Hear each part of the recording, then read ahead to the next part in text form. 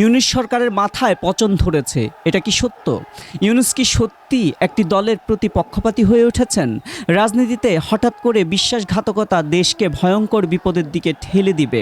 BNP গত 15 বছরে যে রাজনৈতিক দলগুলোকে সাথে নিয়ে আন্দোলন করেছে তাদের মধ্যে জামাতও ছিল, কিন্তু কি এমন জাদুর কাঠি হাতে পেল জানিয়ে জামাত বিএনপিকে প্রায় নাই করে দিতে চায়। তাছাড়া জুলাই 24-এর 36 দিনের আন্দোলনে বিএনপির প্রতিটি কর্মী জীবন বাজি রেখে আন্দোলন করেছে, তাদেরকেও নাই করে দিতে চায় ওই 36 দিনের আন্দোলন থেকে জন্ম নেয়া একটি রাজনৈতিক দল যার নাম এনসিপি। তাহলে এনসিপি এবং জামাত কার প্ররোচনায় পড়ে বিএনপিকে নাই করার অপচেষ্টায় লিপ্ত হয়েছে, বা তাদের সক্ষমতা কি তাও আছে? তাহলে এনসিপি এবং জামাতের পেছনে ইন্ধন কে দিচ্ছেন সেটি প্রসঙ্গ হয়ে ওঠে।